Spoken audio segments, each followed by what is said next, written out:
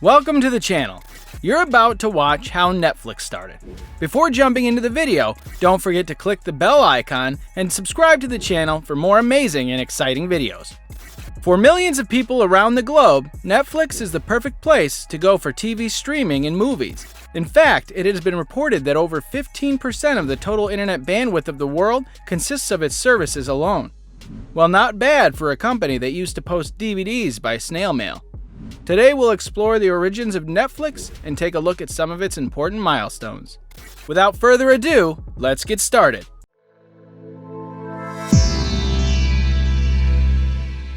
When Netflix started streaming movies and TV shows back in 2007, it had the market more or less to itself.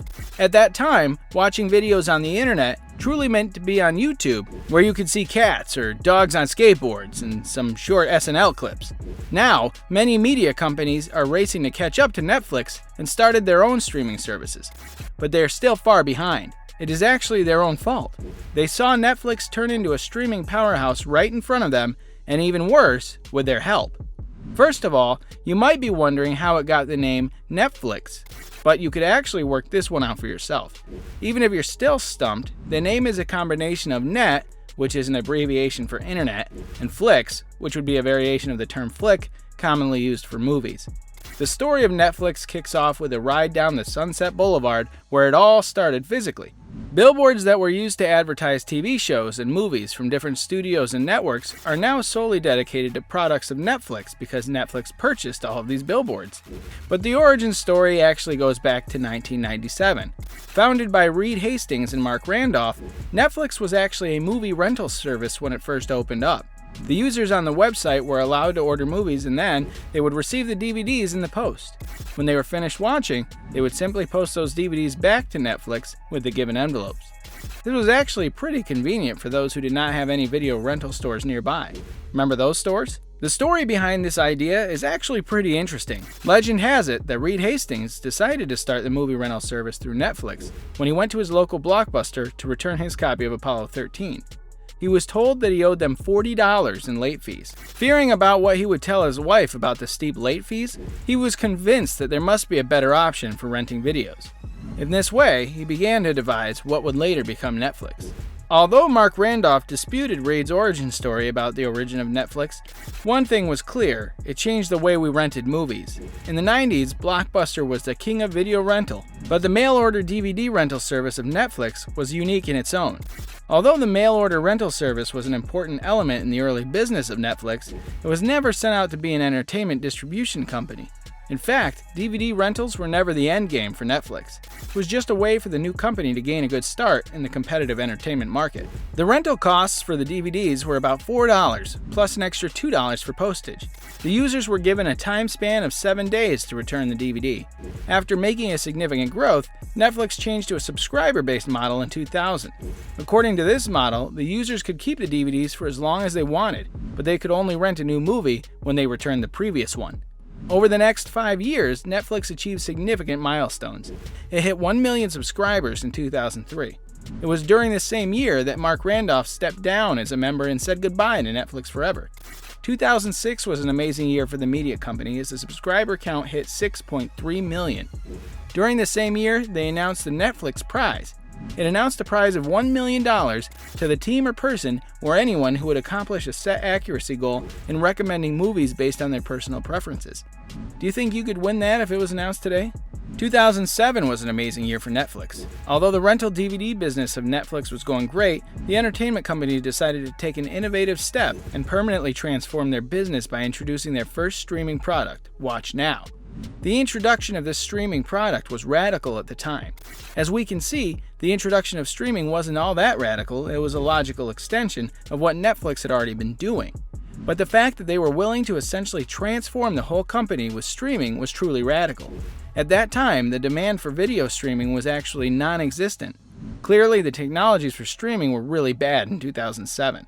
Even the fastest broadband connection could not get you a higher resolution for video streaming. This means that the overall quality for streaming the video was worse compared to DVDs. When the streaming was launched by the company, it was only compatible with Internet Explorer after the users downloaded an applet for the video player to work. As you can imagine, all of that was a struggle. For this purpose, the company invested $40 million for the innovations in streaming technologies. It was a real risk. Even though their core business was going strong, they decided to invest time and money in their streaming product, even though there was no consumer demand and only few people thought it would work. But when people caught on, Netflix had the largest library of titles with the best streaming technology and the biggest subscriber base. In 2008, Netflix decided to stop the DVD retail sales just a week after announcing its partnership with American cable TV network Starz, which gave access to more than 2,500 TV shows and movies. Although retail sales had created a strong base and earned amazing revenue, it was clear that the retail sales were never a part of their long-term growth strategy. Later in 2011, a new platform named Qwikster was launched by the company, which would serve as a separate option for rental service while Netflix would focus solely on streaming.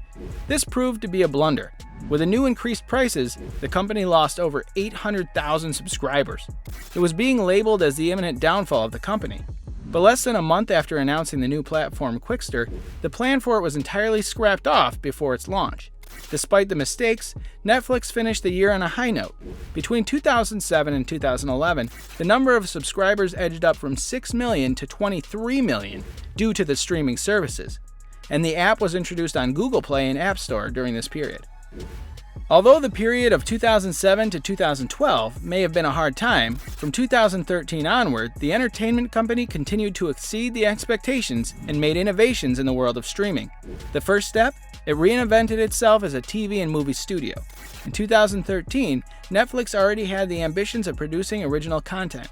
Although it may sound counterintuitive for an engineering company, it made perfect sense to Netflix. The more content it produced, the more subscribers it gained, which resulted in higher revenues. It was in no time that Netflix released its first high-profile production show, House of Cards, which is said to have attracted comparable audiences as that of the major cable TV shows. In 2014, Netflix made steps to expand the services globally by launching in 6 European countries. That same year, it had won 7 Creative Emmy Awards for engineering. In 2015, the services expanded in Australia and Asia and many other countries in Europe. By 2016, the service was successfully made available in 190 countries, with programs being offered in 21 languages. They also introduced the download feature, which would allow the users to stream offline. 2017 was another amazing year for Netflix. They won their first Oscar for Best Documentary Short Project for The White Helmets. During that same year, the subscriber count crossed the 100 million mark. They expanded globally with popular series like Dark, La Casa de Papel, and Suburra, Blood on Rome. The year ended with a little controversy as the company jokingly called out users for watching the same film multiple times. This sparked a debate about privacy that the users were being monitored by the company. 2018 was another amazing year for the company, and it won 23 Emmys out of 112 nominations, tying the most wins with HBO. In 2019, Netflix won 4 Oscars for the original film Roma. However, everything has not been rosy for Netflix lately, as other companies have been expanding their streaming services like Disney and Apple. With the launch of Disney+, it meant that Disney blockbusters like Star Wars films to be pulled off the platform. Therefore, Netflix is moving to the production of original content. That's why they spent over $12 billion increasing their library of original series and films. Based on this, it is clear that they will focus majorly on producing their own content instead of relying on other competitors not pulling their content from the platform. Another option would be to move with an advertisement-based system. However, they have strongly opposed to this. The subscriber count for Netflix doubled the estimation during the lockdown, with more than 16 million paid subscribers increase. Because it had so much content already banked, its 2020 release schedule has hardly been impacted by the virus. Traditional film studios, meanwhile, still have no idea how or when they'll be able to release their movies. Netflix had about 60 original films and TV series due for release in July alone, almost 2 new pieces of content every day. The company has weathered many storms before, and we're pretty sure it will continue to grow with new innovations and streaming services, but only time will tell. You've just watched how Netflix started.